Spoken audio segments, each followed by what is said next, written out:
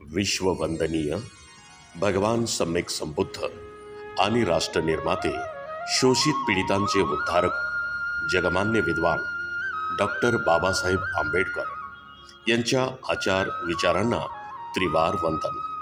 दिनांक 12 नोव्हेंबर 2022 रोजी उद्योगपती आणि शून्यातून आपले विश्व निर्माण करून सांगली जिल्ह्यातच नाही तर अख्ख्या महाराष्ट्राचे अभिमानानं ऊर भरून यावे असे कोट्यवधी रुपयाचे बुद्ध विहार, त्याचे लोकार्पण करून राजा सम्राट अशोक आणि अनाथ पिंडक यांची महान परंपरा पुढे चालवत इतिहासाचे सुवर्णपान निर्माण करणारे सांगली जिल्हा भूषण आयुष्यमान महान उपासक चंद्रकांत सांगलीकर, ज्यांनी या देखण्या लोकार्पण कार्यक्रमासाठी कर्नाटक आणि समस्त महाराष्ट्रातील आदरणीय भिक्खू संघास आमंत्रित केलं। यावेळी पूजनीय भदंत ज्ञानज्योती महाथेरो यांनी धम्म उपदेश केला। ते काय म्हणाले ऐकूयात आता। भाजतिवा करोतिवा कदोनं सुखमन्वेति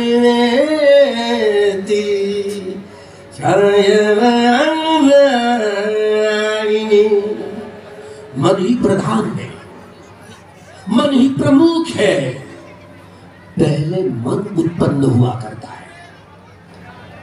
कैसे मन उत्पन्न हुआ करता है?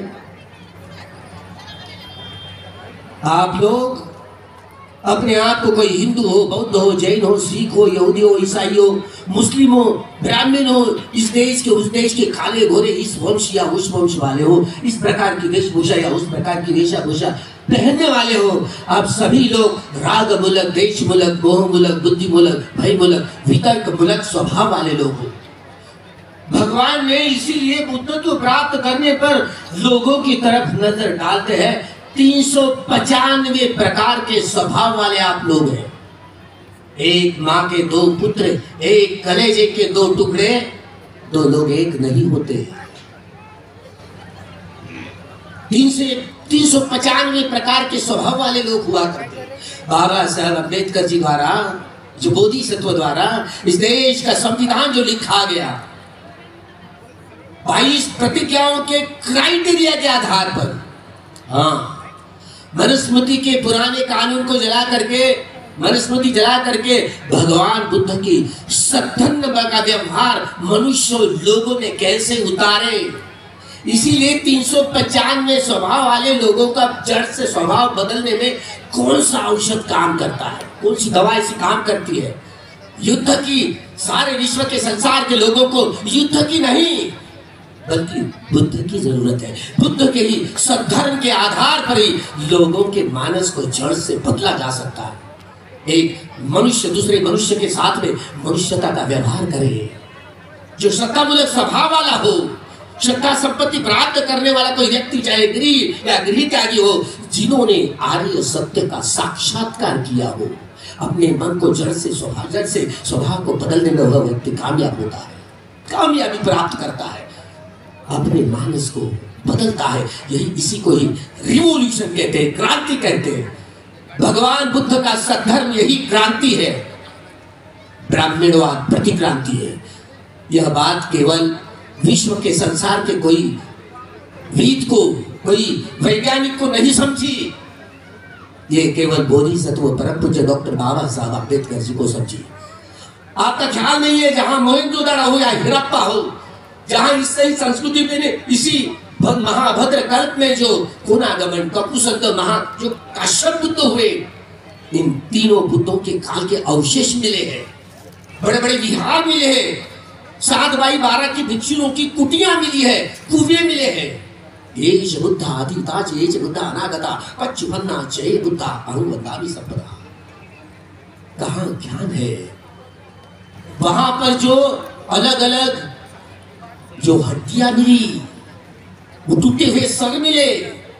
बाबा साहब ने इस देश में प्रतिक्रांति हुई, ब्राह्मणवाद छा गया। एक समय ऐसा था, इस देश का नाम जम्बूद्वीप, सिद्धार्थ गौतम जो सम्यक संबोधि प्राप्त हुए, इसी महाभद्र कल्प के चौथे सम्यक संबुद्ध हुए। जिन सम्यक संबुद्ध के शासन में हम लोग हैं, हम सभी हैं। पहली दीक्षा जो डॉक्टर बाबा साहब अम्बेडकर जी ने इस द्वितीय बुद्ध शासन के कर्णधार बन के रहे, 5 लाख लोगों को दीक्षा दे करके, धम्म दीक्षा दे करके बाबा साहब ने यह धम्म क्रांति की। उसी धम्म क्रांति की नजर में अभी बार बार धम्म दीक्षा समारोह होते रहेंगे। यह भी लोकार्पण जो धम्म दीक्षा समारोह में बदल गया। कभी विहार लोकार्पण नहीं किया जा सकता, यह मिथ्या दृष्टि है, क्योंकि लोगों को अर्पण करके आपको क्या मिलेगा? ये भिक्षु संघ को दान दिया जाता है। दानं गत्वा शीलं समाधीत्वा उपमोषधकम्मं गत्वा तम् आसादयति अभिनन्दन्ति ध्यानम् उत्पादयति विवस्सनम् उत्पादयति मग्गम् उत्पादयति फलम् उत्पादयति समापत्तिम् उत्पादयति अभिनन्दनम् उत्पादयति। ये सारी उपलब्धियां प्राप्त होती कब? विहार भिक्षुओं को दान करने का यह नियम है। लेकिन लोग भूल भाल गए। सांगलीकर जी को ये जो आपने सर्टिफिकेट बनाया, इसमें थोड़ा सा सुधार करिएगा, सर्टिफिकेट में भी सुधार करिएगा, क्योंकि धम्म यही लोकार्पण नहीं है, विहार दान किया जाता है, भिक्षु संघ को दान किया जाता है।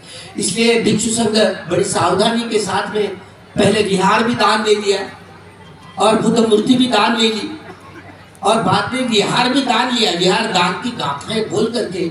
लेकिन आपको समझ में नहीं आई है, ये लोकार्पण नहीं हुआ, विहार यह भिक्षु संघ को दान दिया। चतुर्दिशा में आने वाला जो भिक्षु संघ है कहाँ रहेगा? तो ये चित्त की चेतना होनी चाहिए। लोकार्पण समारोह नहीं हो सकता, यह विहार दान, मूर्ति प्रतिष्ठापना, विहार दान समारंभ यही धम्म दीक्षा समारोह में बदल गया, ऐसे मैं महसूस करता हूँ।